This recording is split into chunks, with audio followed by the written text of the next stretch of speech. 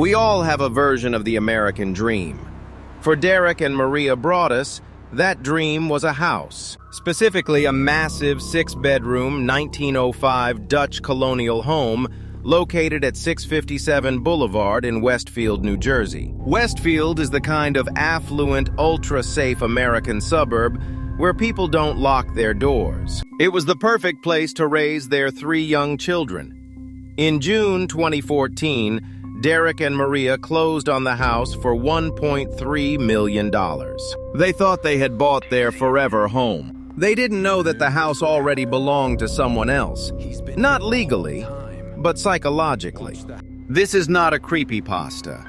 This is a fully documented FBI-investigated true crime case. The names are real, the address is real, and the person who did this is still out there. 3 days after they closed on the house, before they even moved their furniture in, Derek Broaddus went to 657 Boulevard to do some painting. He checked the mail.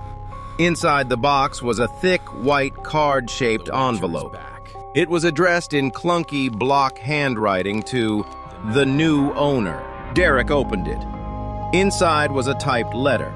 It started out friendly enough, welcoming them to the neighborhood. But as Derek kept reading, the tone shifted. 657 Boulevard has been the subject of my family for decades now, and as it approaches its 110th birthday, I have been put in charge of watching and waiting for its second coming.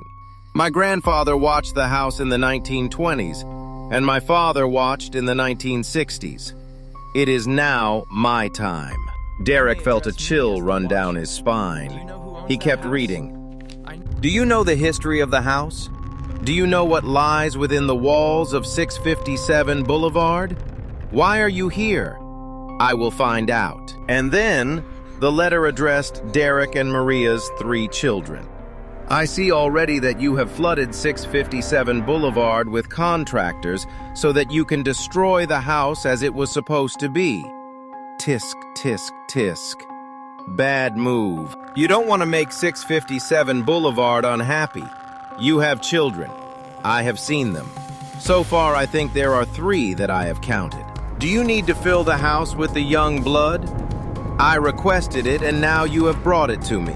Once I know their names, I will call to them and draw them to me. The letter was signed in a cursive font. The Watcher. Derek called the Westfield police immediately. The officers arrived, read the letter, and told Derek to move his family back to their old home. Do not bring your kids here, the officer said. Derek and Maria started an investigation. They found out the previous owners, the Woods family, had lived there for 23 years.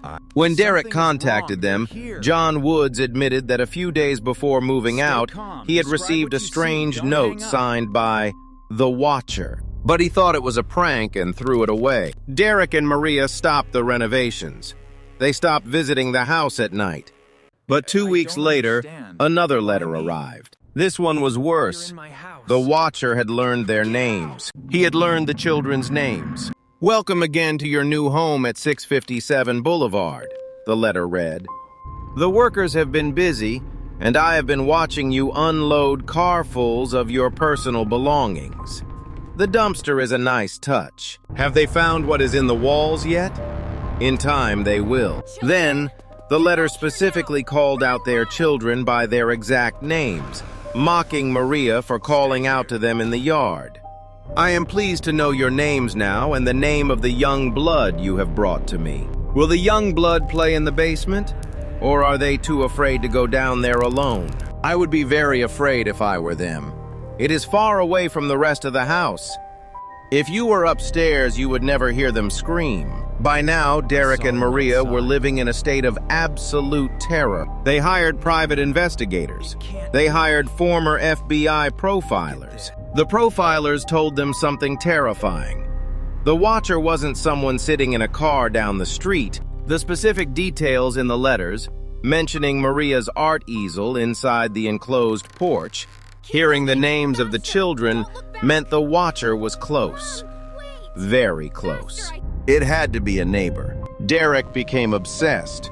He set up hidden webcams in the bushes. He stood in the dark windows of his empty house at midnight, staring out at the neighboring houses, looking for anyone staring back.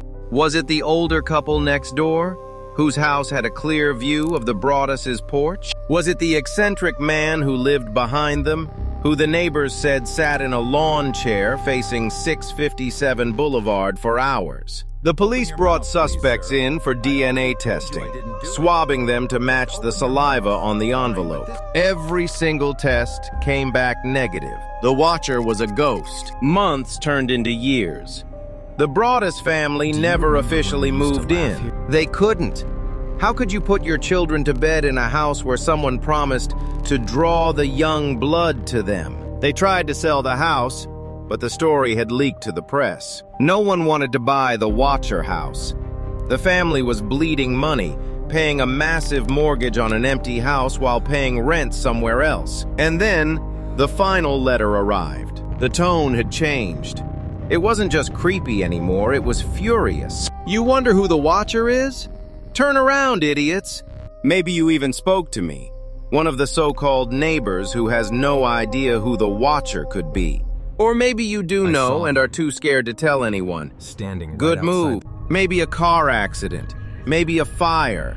Maybe something as simple as a mild illness that never seems to go away but makes you feel sick day after day after day after day.